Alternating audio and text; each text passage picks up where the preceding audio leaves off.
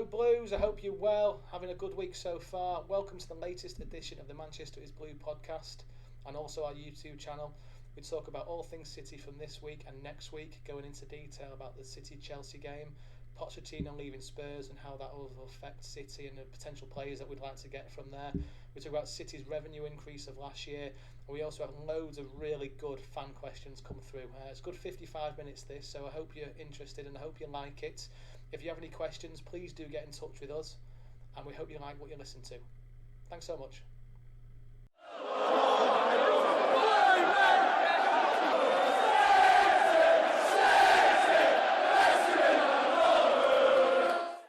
You might start to see a notification pop up soon. Fantastic. So, are you ready to crack on? Absolutely. Lovely. Just a bit of a shout out, Dave. You mentioned this before to Dan Fielding, our other admin who can't be with us tonight for family reasons. So, just a big shout out to you, Dan, and your family, mate. I hope everything goes well, and we're thinking about you. So, absolutely, we'll get that in first. Hope that's all right with you too. Absolutely. Yeah, sound. Good man. So we're Dan's in here in spirit. So I'll do his prediction for the Chelsea game. I think you both know what it's going to be. What's he said, like 14-0 or something? He's not said anything, but with Dan not here, I'm going to take Dan's shoes. I'm going to go 8-0. I don't think it's going to be the same as last season, do you? Not real. I don't know. You never know. Could be. Oh, I'm not sure. I don't have your comment. Is it Saturday, isn't it? 5:30 kickoff Saturday. Yeah. Saturday. Yeah. Oh. You know what? If we win, I obviously want us to win. There's no question about that. I'm nervous about it because I really like Chelsea at the moment. It sickens me to say that because I've not been Chelsea's biggest fan for a couple of years, but I really like the way they play. I like the young kids coming through. I like Lampard. It's hard not to like it. Well, for me personally, it's hard not to like him at the moment, and I think we're really going to struggle. What do you two think? I think unless we play our younger players, I think we might struggle. We're going to need that energy on Saturday. And as much as I love David Silva, as you know, I would absolutely have Foden be starting in that more playmaker role on Saturday because he's got more energy. He can run more than David Silva. It's nothing against him. But I think a game like this, Tom, to your point, where this is a young team who are energised and have got running in them. We're going to need our runners. We're going to need our really fit players, our Bernardos, our Fodens, in my opinion, who've got that little bit more energy about them, and Sterling as well. Run. That's what you're going to see on Saturday. No, I can't disagree with that. I really can't. They're going to bring bundles of energy, bundles of attacking threat, and we're going to see something completely different than what we've seen last year. There's no question about that. They're above us now, aren't they? So they're scrapping just as much as we are at the moment. So there's no kind of shoe-in now at all. Do you have any score predictions for us? How do you think the game's going to go?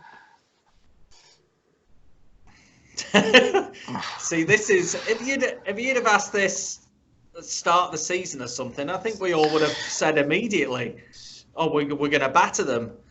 But the way that we've played this season up to I think this is why there's this hesitancy from us three that.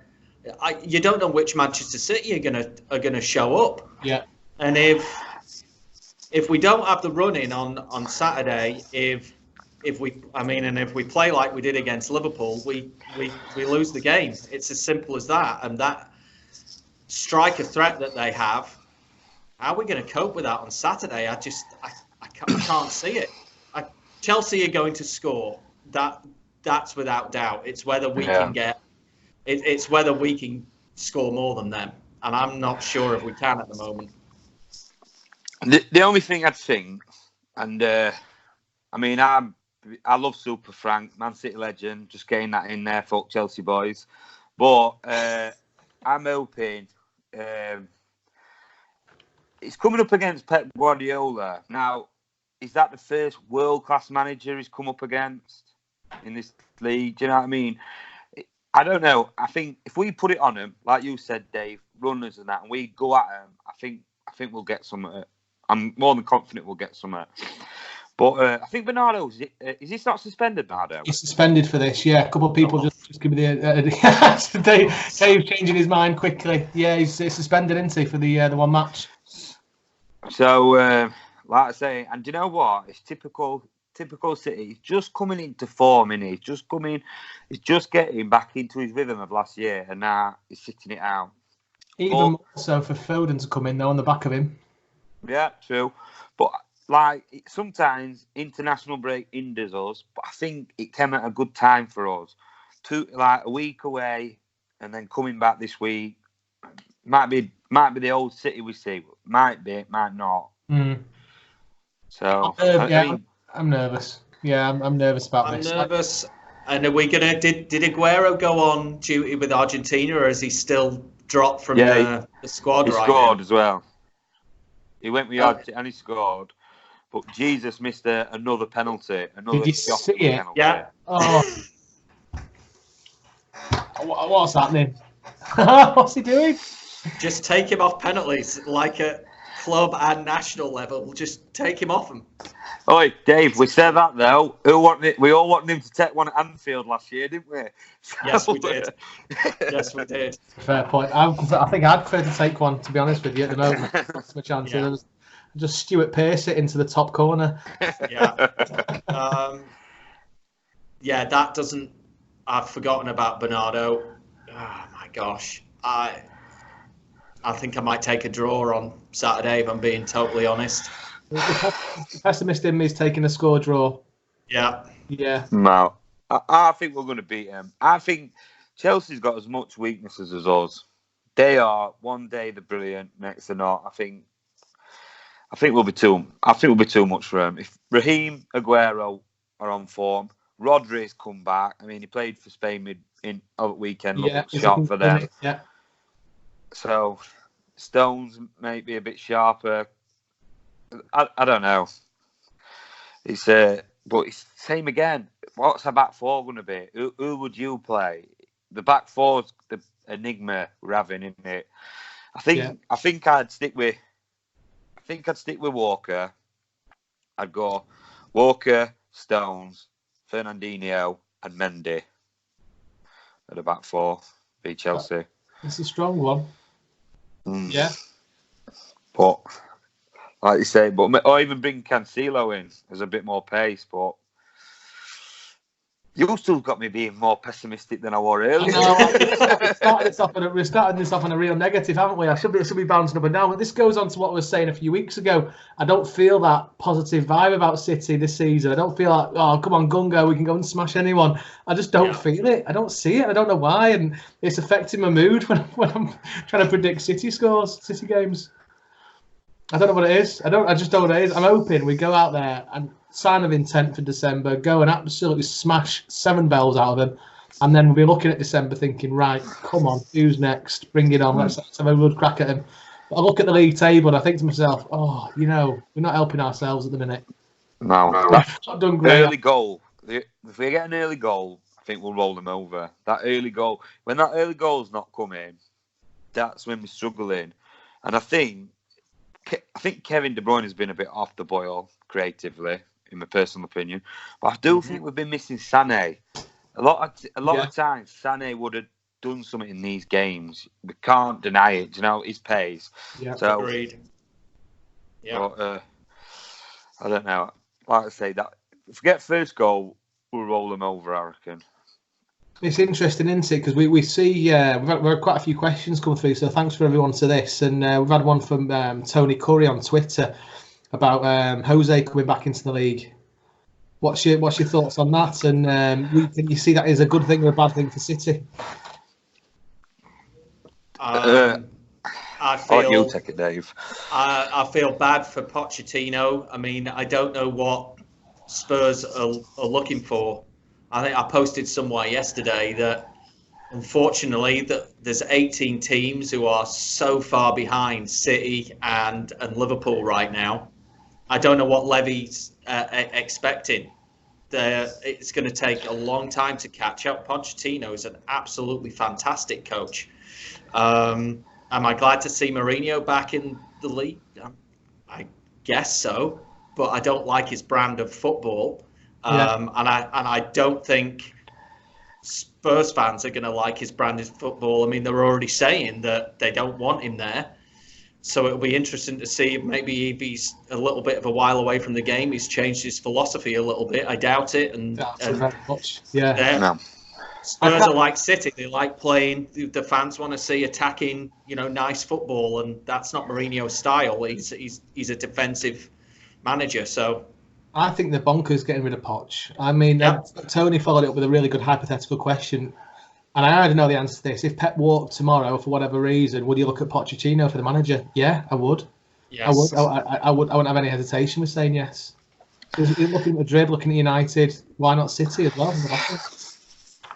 I just think I don't think it's as crazy as everybody's saying, Mourinho, because even though I hated him at Man United, proper hated him, right? He is a winner, right? And sometimes that's what you need, a manager who's been there and done it. Do you get what I mean? I think I like Pochettino and I think he's a good manager, but he's never just got them over the finish line and won something. And I do think that means something. I mean, I might be being stupid, but I just think I'd like somebody to take over Pep who has. I'd either have Arteta purely for the fact he's seen what we're doing. He's been there while we're doing it. I mean, and I'm thinking Liverpool back in the day, they used to do that. Coaches went on to be managers and that, didn't they? Yeah. So why we could do that, but I would think I'd like someone who's been there and done it, won something, not just got near it. Got near it playing nice football, but really not got to the finish line. It's not a bad point, that, because you look at Spurs and where they are. They're very much of the nearly team, aren't they? Yeah. Never got over the final hurdle. And Mourinho has been there, has won that, has done this, has done that. And if it needs that mentality within the Spurs squad to kind of catalyst them to get that little bit further, that little bit missing link, why can't they win a cup this year? It's not out of the realms of possibility, is it, with Mourinho's mentality for a season at least to give them that boost? No. I won't put it past. Perhaps I'd like to see what odds they are for the FA Cup. Yeah, something like that. I mean, it were Danny Rose said a few seasons ago. He ran on about Chelsea, and he was saying it's like, I think they were in cup final. Were they in cup final against Chelsea or semi final? And he says we've got our 11 out. We look over, they've got Diego Costa on bench, Willian on bench. They've got world class stars. Do you get what I'm saying? And Tottenham haven't got that. So maybe if they have a world class manager that's done it, it might just give them that boost. I mean, it might be wrong, but I think that Tottenham team would suit Mourinho. Big centre forward in Harry Kane, runners either side and at fullback, and they've signed that Don Bailey, who we wanted to sign. He can be their holding midfielder. I think that team will suit Mourinho. The best thing that we can hope from it is they have a really good season. City will beat them obviously when it comes to cups, etc., etc. And next season they absolutely implode, and Son's available, Kane's available, everyone wants out, and we're just like, yeah, we'll take Son, please, we'll take Kane, because those two are the only ones I can think of that jump out to me straight away. Maybe Don Belly again, like you say, but I don't really know. That bridge is burnt now. Yeah, I mean he's been doing all right, but like you say, I mean I'm glad we played them once. I mean we were unlucky not to beat him at our place this season, but I'm glad we've got it out where it's one fixture and have to come against Mourinho. Do you know what I mean? Well, United Spurs game in a couple of weeks will be a bit tasty, won't it? I think that's a Wednesday. Is it Wednesday night, Thursday night, or something? I can't remember what it is, but that'll be a great game to watch. There'll be a bit of spite within that, won't there? Yeah, I think it is. Mourinho. Which of the Spurs players would you like to have at City? Or who do you think would fit into our team more importantly? Because I say I'd like Kane, but he's not in Guardiola's mould of a player, is he, for a striker? I think I'd only probably take Son because he's a different kind of player, and we don't have that kind of player right now. I wouldn't take Kane because I think Kane has gone off the boil a little bit. He's not creating like he used to, and he just wants things on a plate for him. I'd probably only take Son, and I like Winks as well, but I know we're kind of covered in that position. I've always liked Winks. I like good footballers, people who know what to do with the ball. That's why I love David Silva so much. Wilkes is in that kind of mould. See, I like Kane, and I think he'd score bags of goals with us. I think he'd absolutely score bags. But that is the type of player you'd bring in, and it'd unsettle it. Because Aguero's not going to be one, I'll be back burner to him. Jesus will be thinking, well, I thought I was going to be taking over. He's the wrong type of player to bring in, but he would score for us. Yeah. It's a funny one, isn't it? But listen, time will tell. Time will tell. See, I've got a couple of Spurs mates, and they're gutted. Poch has gone. Gutted. Yeah. And it's, I understand that, but, you know, if I say, I'll turn around to, if they win a cup this year or next year, I'll turn around to say, are you that gutted? Yeah. Yeah. Well, I'll say this last thing about Poch as well, that he brought in a lot of the younger, academy players, young players through at Spurs. And, you know, if that's a hypothetical, that if he came to City, that's definitely something that he would do. And I would appreciate that, because, you know, I've been saying on the podcast for many weeks now, and with you lot, you know, on our little private message chats, that I want more of our youth coming through, even if it's the cost of a trophy. I want to start getting that experience to the Harwood Bellises, to the Garcias, to the Fodens, etc. If you had Pochettino, he'd do that. Just going on back of that, though, Dave, you've got a thing as well with Poch. He got put in the position he had to do that. Yes. He didn't sign anybody, so he had to do that. But like you say,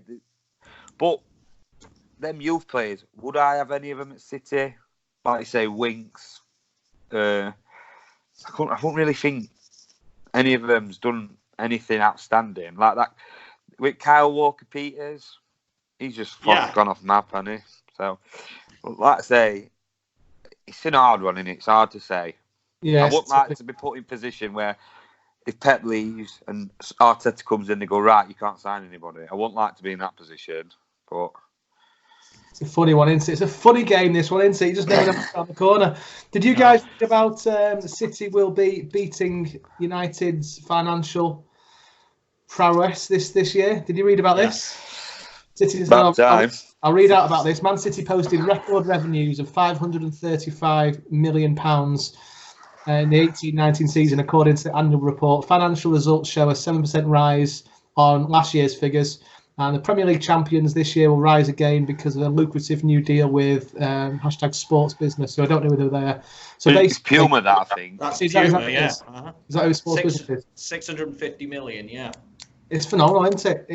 Caldoun is just an absolute miracle worker. People going on about who's the guy called at United? The one the United fans want out. Woodward. Is it Woodward? Woodward. Being a financial master. Caldoun and the team, what a job they're doing to turn our beloved club into this massive monstrosity of a money-making machine. It's phenomenal. Yeah. Can't believe it. How are they managing to do this? I was arguing with a United fan about this the other day, right? And he was going, well, we've never bought a league because we've always had revenue. I says, well, what's the difference? I says, we're financially stable now. Our owners don't go and then here's a chest of 500 million, go spend it what you want. We spend what we're earning. It proves it. Yeah. Doesn't it? So, if we win the league again, have we bought the league? Could they say that? If it's right, we'll be third richest club, third highest earners in the world, only behind Barca and Real, if we go above United. It annoys me when I hear United fans say that, because when they, in their pomp and their prowess, Sky Sports started pumping money into football massively, just as United... Rupert Murdoch. Yeah, Man United. It's not exactly like they sold 10 players for millions and millions. They were top of the league at the right time, and fair play to them. They had to do something with that. Do you know what though? I don't want to go into too much about United, but like I was talking to my friend about it. In one season, they signed Eric Cantona for 1.7 million. Who else? Signed another player for 1.7 million. Season before, Peter Schmeichel 600,000. It doesn't sound a lot. Roy Keane 5 million. All around about the same time. Then they won the first league title since 1964 or something. So that to me is buying the league back then.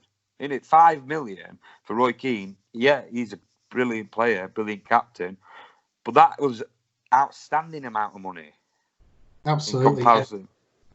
Well, Ferguson has said as well, I think it even came out again the other day that this quote we had that your team needs recycling every 4 years, and you saw with Ferguson, how many years was he in charge? 28 years or something like that, something ridiculous. That once he got his established team and they started winning, he knew you still had to recycle it every 3 or 4 years, and there would be that big spend of money. You compare and contrast how much City and United have spent over the last 30 years. I bet it's pretty similar when you account for inflation and all that kind of stuff. Yeah. They were buying big players. Varane. I remember Varane going there for like 27 million or something, which was ridiculous back in the day. But they've spent a lot of money, and we had to spend the money. I think people are realizing now to get to that level. 12 years ago, we had to get to that level, and if I was a multi-millionaire or won the lottery, I always say, I told my kids I'd buy Rochdale. That's where I'm from. I'd love to buy Rochdale Football Club, but you'd have to spend hundreds of millions to get them to that level. It's just the way it is. You're not going to be able to do it. So what we've been able to do now is be consistent. We had to spend that money, but we're not spending stupid money anymore. The last 2 or 3 seasons, it's been one kind of like marquee signing, if you like.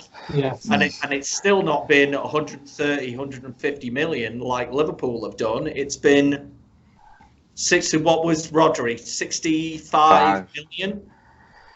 I can't see us ever spending that kind of money, the 130, 140 million. I think we're always going to go for these players who are at the end of the contract, or they've got something in their contract that says, here's my sellout clause, and that's what we'll continue to do now. I mean, if you look, like, we've broken his transfer record, our personal one, pretty much every season, but it's like slight inflation. And I think that's the way he's doing it. Like Mahrez, did they want 80 million for Mahrez in January? We're like, no, we got him for 60. Year after we signed Rodri, 65. Before Mahrez, we signed De Bruyne, 50, 55, something like that. And I think that's how they're doing it. They're not going to go mad. Nope. If Harry Kane was 65 million, we'd have gone in for him and got him. I mean, you listen to Sky. Oh, he turned City down. He did this. I don't think we were willing to match 80 million for him. I really don't believe the club would have done that. And I think, I mean, to be honest, I'm glad we did, because I'd rather have that other lad. I mean, I can't pronounce his name, that Turkish centre-back from Leicester. I'd rather go in for him now. Yeah. How do you pronounce his name? I've got no idea. Soroku or something. But you got to they've invested in the team, because they had to do that to get them to the level that they were. We win the FA Cup in 2011, and things then start to take off a little bit. But not only have they invested in the team, they've invested in the area as well. I mean, so my drive to work when I lived in Hyde was down the A55, into the city centre. 20 years ago, it did not look like that on the A55. You're going through Beswick and stuff, and not only have they completely regenerated a club, they've regenerated an area now, and they continue to do that and bringing in jobs into the area as well, and more housing. We've got so much to be thankful for as well, and even non-City fans around that area, I feel, have got a lot to be thankful for as well. But I think you can put some of the regeneration down of not just the whole Beswick area, but if you go into the city centre around the Northern Quarter and stuff as well, some of that's down to Sheikh Mansour and Khaldoon just really investing in Manchester and wanting to grow that area. Like, we should all be tipping our cap to the Muslim Mancunians. We really should. Yeah, Manchester's got a lot to be thankful for. To the family and to what City have done, particularly in that area. Like I say, it wasn't the best one to walk through, never mind drive through. 20 years ago. No. You got to Athlete's Palace and then there was nothing else. Yeah. And now you go far beyond that, and there's lovely restaurants and businesses and whatever else. And yeah, that's not exactly down to Khaldoon or whatever, but I still think there was that influence there that once they started building out in Eastlands and Beswick and wherever, they thought, you know what, we're onto something here, and let's start building out Manchester and be the city that it can be. Yeah, absolutely right. Can't argue with it. Can't argue with it at all. It's we see that there's potential rumours of Raheem Sterling being offered a new contract as well. Did you guys read that? Yeah, good. I don't think 300 grand's enough. No, I mean, Bale's on. I think Bale and Ronaldo, aren't they on? Messi, aren't they on $500,000 a week or something like that? So, Sure. and he's in that bracket. But if 300 grand keeps him at the club for 1 or 2 more years, then so be it. I'm fine with him as an England fan as well. If he wants to go and explore and go to Real or Barca, I think that can only be good for him and the way he then plays internationally for England. But hopefully that means a new contract will keep him with us at least 2 or 3 more years. Yeah. I mean, I have actually heard his team returned negotiations down. So I don't know if that's looking good or bad, but... How long has he got left? I think he's got 3 years left as it is. Right. I think he's just going to improve his money and then maybe another year on top of it. Yeah. But the thing is with these contract negotiations, with Gundogan, I mean, I like him. Well, I was convinced he would go in last year. I thought he's running his contract down and it come up. So I'm not reading too much into it till it gets to a point where we're like with Sane, I am genuinely worried about that contract. Yeah, I know what you mean. He's not looking good, is it? Every time we look at that, it's good. I think he's gone. Yeah. Yeah, I mean, I put something on about it the other day. I mean, I know I started with Raz, but I put on people going, well, is he going? No, he hadn't come out and said it. I said, well, he's refused his contract.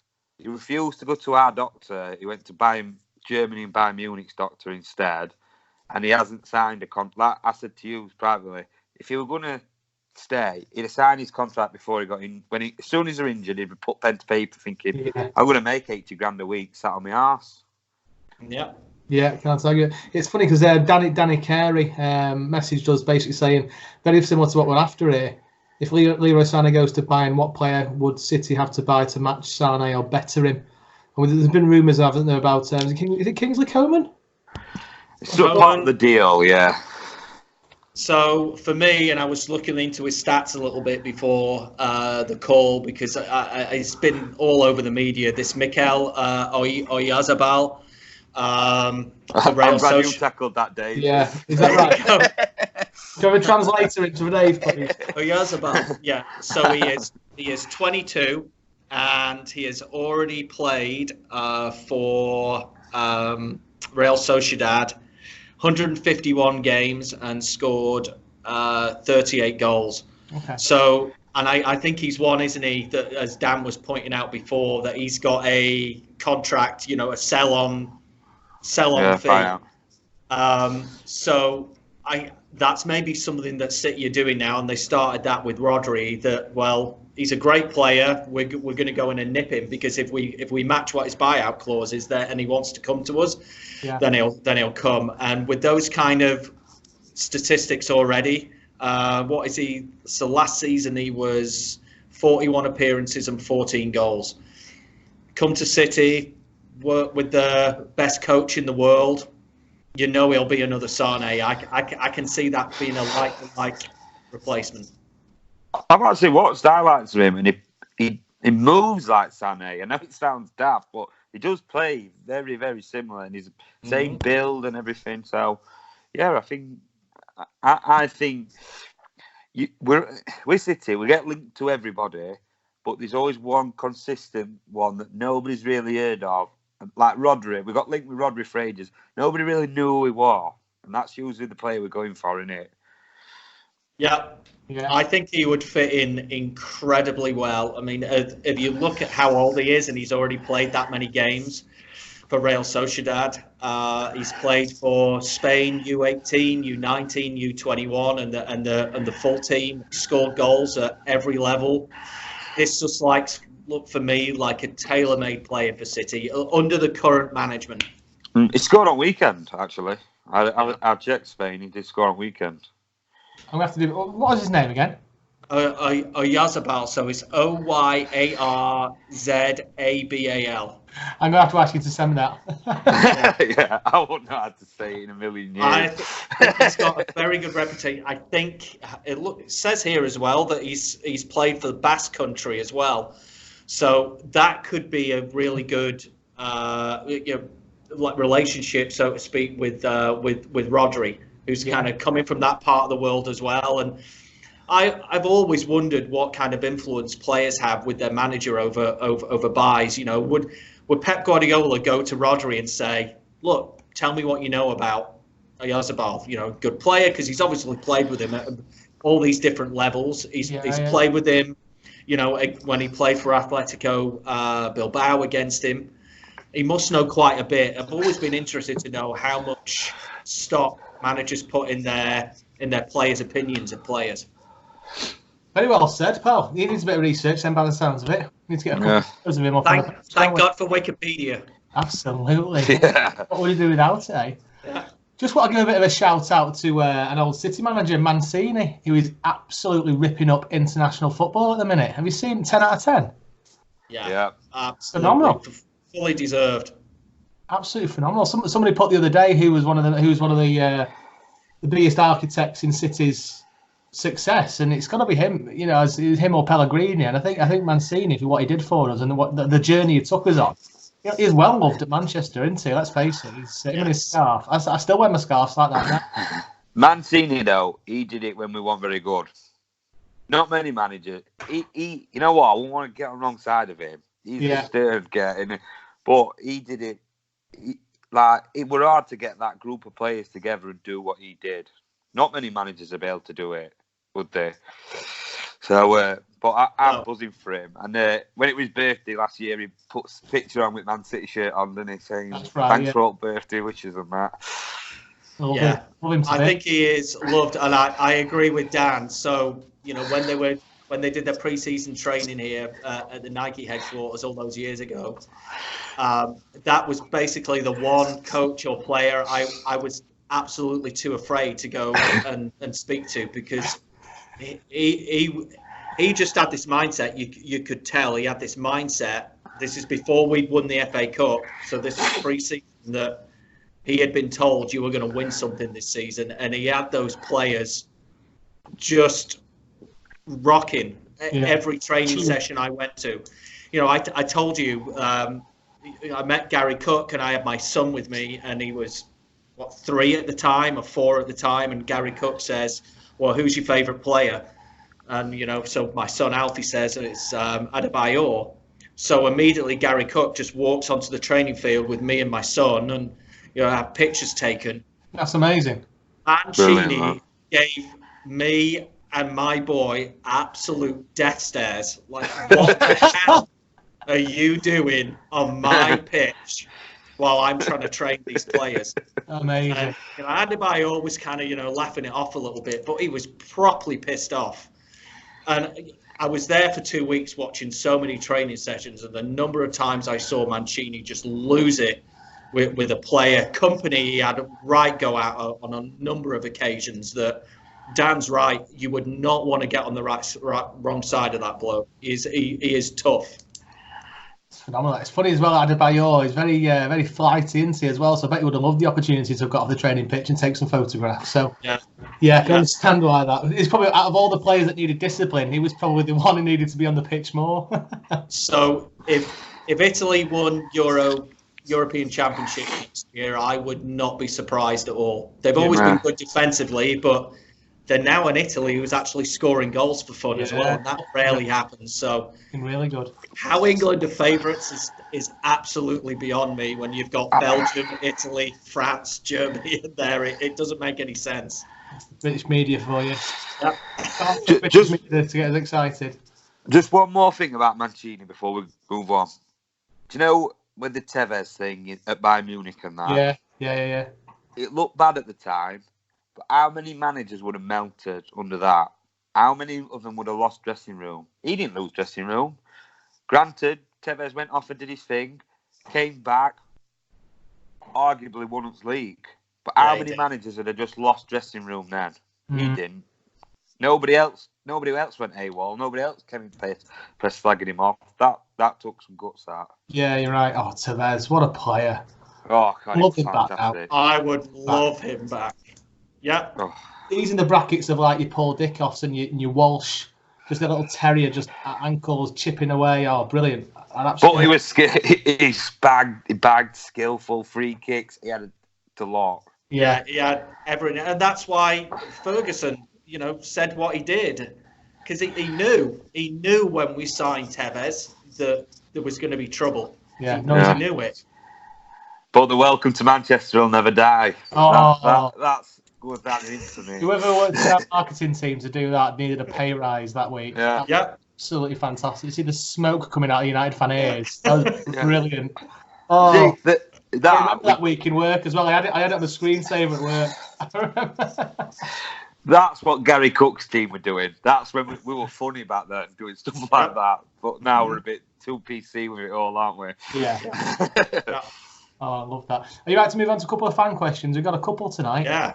A couple that we've been in touch with in the past, but it's always good to run over them again. On Twitter, Kev at keyboss_98.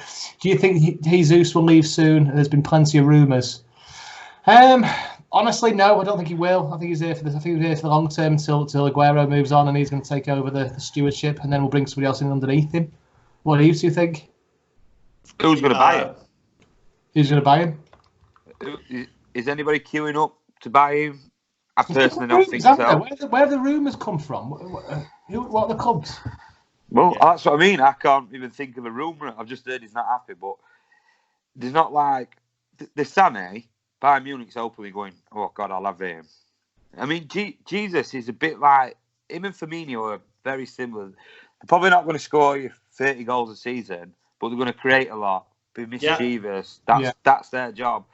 And like Barcelona don't want a striker like that. They want a striker who's going to score them 30 goals. Messi's going to score them 50.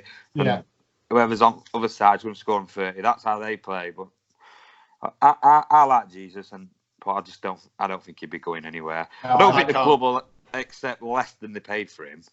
Yeah, no, he's not going anywhere, is he? I think we can all agree on that from our side of things. Another one. I think he'll want to emulate Aguero, not in terms of scoring goals. I don't think anyone's ever going to beat that, but his longevity at the club and winning trophies. I think Jesus genuinely loves City. I think he got that opportunity to come to a big club from Palmeiras. I think he's settled now there with his family. I can see him being there for years, to be perfectly honest. Yeah, I completely agree with you. I completely agree with you. Next question came in from Bob, hashtag at Bobby Youssef.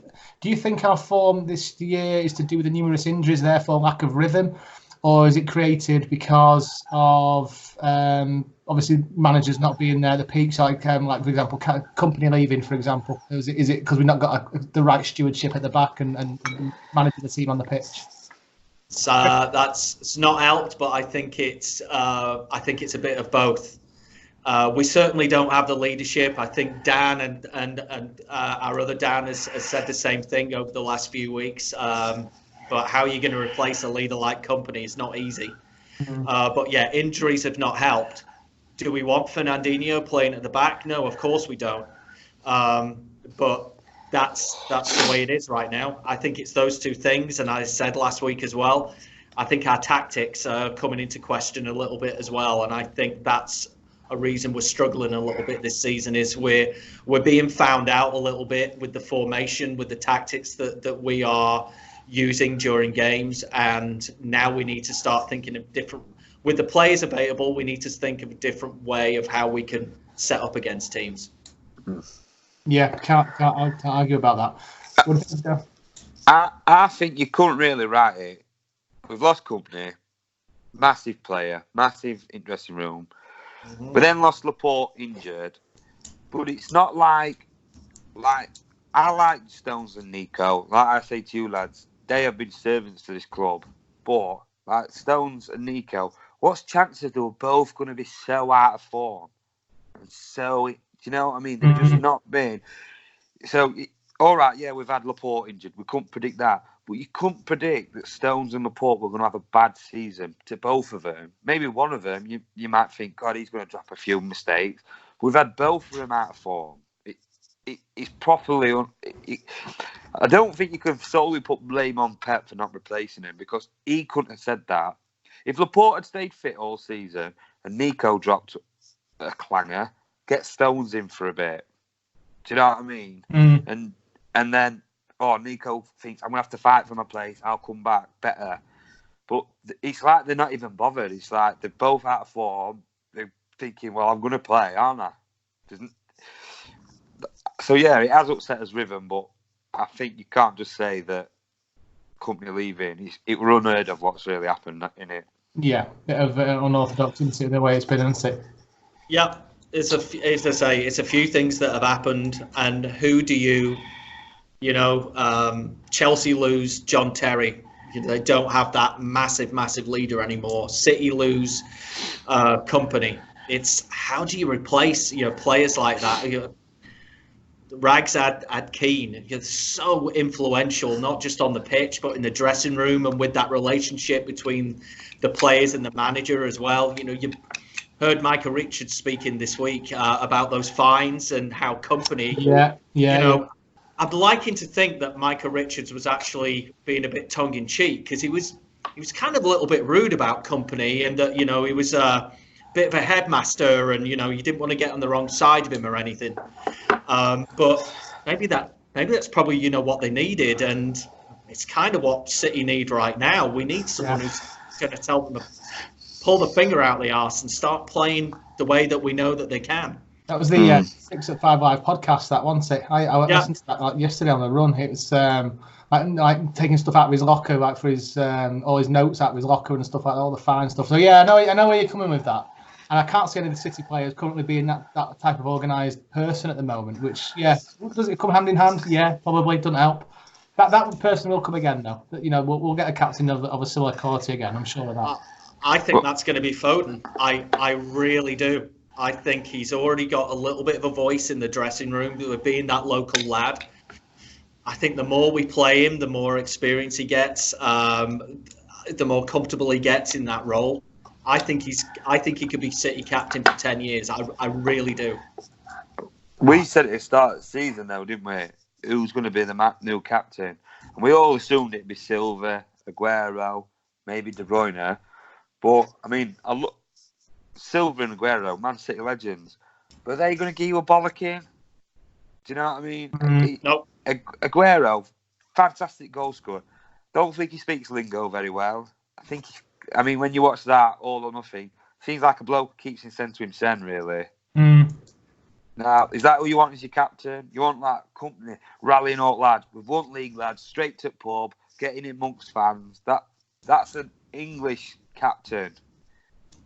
So I think you're on to something, Dave. Maybe Foden, but I think Kevin De Bruyne has a bigger voice, and I think he's a similar mould to company. Gets stressed out. I think if you think that if we gave it De Bruyne or Bernardo for 2-3 years, in 2-3 years, Foden will still only be 22. And if he's got all that experience by then, I think he's at City for life unless something ridiculous happens. I can see him being our John Terry, being that he's going to be the most important player on our team. For me as a footballer, the most important player on the team is the one who makes things tick and makes things happen, and that has been David Silva before now. And I think that's going to be Foden, and they're going to everyone's going to look to him. These new players who we've got coming through, the Bellises, the Garcias, the whoever, they're really going to look to Foden. God, you've been playing with this team for 5-6 years now. Yeah. You've won. And I think they'll look to him as that voice. Yeah, can't argue. It's a really good shout, Dave. Do you know what, mate? I'd stick some cash on that. Yeah. Well, you've sold it to me. I said as well, and I mean this. I think if Foden continues his progression, I think he'll win the Ballon d'Or. I really do. Let's hope William Hill's not listening. Yeah. Put money on it. We've had a couple of questions about from Ashley Hesk and Daniel Cherry. I'll start with Daniel's because it works line in line into this. And Daniel's asked, are we seeing the end of Pep's cycle at City? And I'm going to work that into this other question from Ashley Hesk, who's a top fan who's asked us quite a few questions in the past. With any potential signings coming in January, will we get Pep's... I'm changing the words here to match what it says. Will we get Pep's style of player or potentially different kind of player that's not chosen by Pep as a potential for some other manager to win in? Now, for me, I just want to categorically say there's been, apart from the typical Bayern Munich shit stirring, which Bayern Munich love to do, other than City losing, there'd be absolutely nothing about Pep Guardiola leaving, moving on, anything like that. As far as I can see, for me, this has just been a knee-jerk reaction because we lost 2 or 3 games and we're not playing as well as we were last season. It's purely a case of, right, well, people are thinking, right, well, Pep's losing it now. Sod him off, get somebody else in. And it's starting to filter through to some of the fans. I'm seeing an awful lot of that on Twitter. City go 1-0 down, all of a sudden, panic stations, what's going on now? It's all self-preservation for City fans. I don't think Pep's going anywhere for a good couple of years yet. We will only sign players for the manager coming in. Pep will no way accept a player that he doesn't want to come in. I think he rules the club really well alongside the management team we've got there. So are we seeing the end of Pep's cycle City? No, absolutely not. I think he'll be well advertised when he's going to go, and I think he'll give us a good year of telling us that. I'm sure he will. We'll know if he's. I think he will too. Yeah. I think it'll be obvious. I think he does when he goes. He deserves the Yaya Toure, Silva, Aguero type leave goodbye that he deserves. It's not going to be a flash like Pochettino last night. It's not going to be like that for me. I think I would rather know this is going to be his final year, so we can give him the support and thanks that he deserves, rather than piss him off on a cold, wet November evening to somewhere and we get some of that Mourinho in. What do you guys think? I just think what Dave said earlier about Ferguson having the 4-year cycle. And I don't want this to come across bad to Pep. I don't think he's got that in him. I think Pep gets so attached to the players. Like, oh, he's the best player I've ever seen. Best goal scorer. He's my man. He's cuddling him. I just think he gets so into him that cycle can't happen for him. He can't just get rid of players. And I think he's got the brilliance of Ferguson, but I don't think he's got the steel to just, like, dropping Roy Keane. Yeah, that. I don't think he's got that in him. I might be wrong, I might be misreading it, but I think he hasn't got that to get rid of players and be like, right, you are surplus to requirement now. Even though you won me them titles and we've been best mates, you're gone. I just don't think he's got that in him.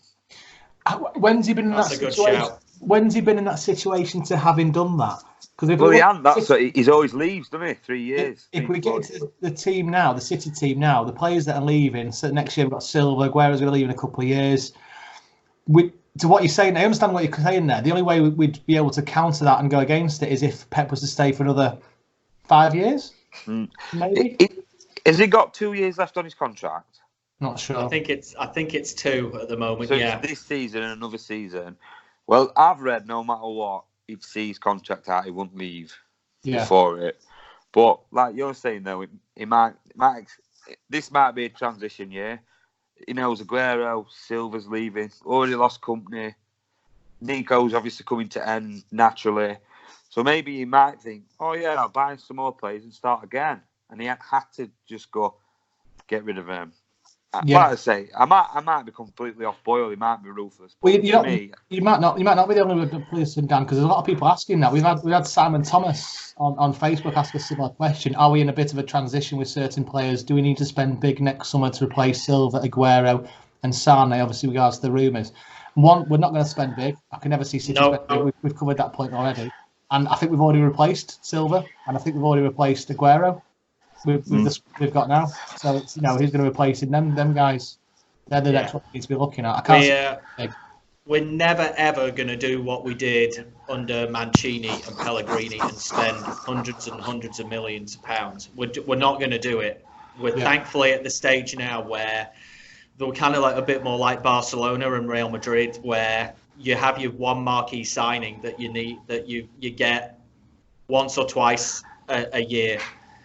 because that's all we need. I still feel that we need to go look at our academy, and I think Pep's doing the right thing of bringing players in, blooding them, giving them some experience. And Foden's, I think we all agree, Foden's probably going to be a starter next season, and he will be 20. He will be a first team regular at 20, having had, what will he have by then? 40, 50 games under his belt for City by the time. And hopefully 3 Premier League medals. Yeah. So if you think that's what he's going to do, probably with Garcia, with Harwood Bellis, with Doyle, even if can't remember our Grimshaw, is it our keeper? Yes. From Manchester. I can, even though Edison's very young, I can see that happening again. That we're going to see over the next few years, these younger players getting more and more time. We're going to be double checking and triple checking. Are they going to be able to cope at this level? Hopefully they are. Which means, we only need to really buy in one player for a particular position on an annual basis. That's how you run a club successfully. Yeah. Very well said, sir. Very well said. Now, I've got a question. Are you ready for this? A fan question from the admin. Yeah. What does Foden need to do to get in the Euros 2020 squad next season? God, I don't think Southgate's not going to pick him. No, he's not. Southgate. What does he need to do in the next 6 months, 7 months to get in that squad? He needs to play, doesn't he? If he has to play week in, week out, and Southgate would have to pick him for the multitude of friendlies I'm assuming we've got coming up between now and June. And I think Dan's right. He's not going to do it because I think he sees Winks as that kind of role that he's got right now. Even though I think Foden is and is going to be a significantly better player than Winks. I think it's too early for him. If you were Southgate, in City's kicking off at 3:00, Leicester's kicking off at 3:00, and Tottenham's kicking off at 3:00. You're going to watch Leicester or Tottenham, aren't you? You're going to say, I'll go keep my eye on James Maddison, see how he's getting on, Ben Chilwell. He's got his right back covered. Kyle Walker, I think he's a decent player, but Southgate's not bothered about Walker. He's not going to the Euros, no. Name a better set, like England. We are not knocking centre backs out. So Stones is in a position like he's at City. He's guaranteed a place, really. At least he's guaranteed to get into the squad. So Southgate's not going to come watch City just to watch Foden. If there's Leicester, Spurs, Chelsea, United, up with more young English players. And also Raheem's guaranteed on the team sheet. Oh, sorry, obviously, yeah. Yeah. Exactly. I can't see it, Tom. I think this one's a bit beyond him. I would love it. I was working out a squad the other day when we qualified, and I got to about 19 players who I think are shoo-ins for going. I think there's maybe 3 or 4 spots that are up for grabs. I can't see Foden getting in there because we're somewhat blessed in midfield. We're doing all right in midfield and attack. It's at the back, as Dan says, where we're struggling.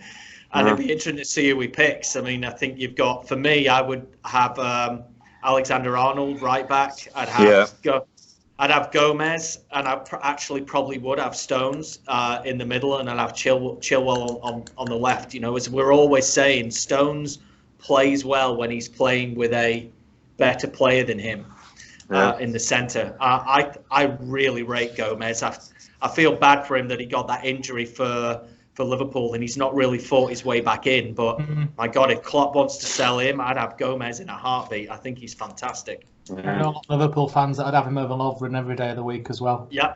I think Lovren has just got the stability at the moment, hasn't he? Yeah. I can't see it happening with the little squabble Sterling and Gomez had though a couple of weeks ago. But I'd like him at City. Absolutely right. So I think we're done, lads. Unless you have any other questions. No, I'm happy with that. No, I think we're good. I guess just to mention as well, we went back and forth a lot on our little private messaging about this whole thing of do we buy or do we bring in the academy players? And I know we're somewhat at loggerheads, particularly with our friend Dan, who couldn't who couldn't make it on the call tonight. But I would love to know what everyone thinks as well of the chat that we've been having about, is this a season where we're seeing more of Harwood Bellis and Garcia and Doyle, even though they might not be quite ready yet, but give them that experience so in 12 months' time, they're our players, rather than going out and spending 60, 70, 80 million on a player with potential. You know, we had that thing earlier in the week of that player from Red Bull, Salzburg, I think it was, the centre-back, who's 21 years of age. And my point was, my point was, are we really going to spend 60, 70, 80 million on a player who has still got potential when we have unlimited potential in players who already got a little bit of experience in the squad already? And I'd love to hear what fellow citizens think about that. Everyone happy with that? Brilliant. Yeah, Fantastic. Another 55 minutes there, lads. It's gone so quickly again. Lovely. Yep. Highlight of the week. See you soon, chaps. Have a great one. All right. See you later. See you later.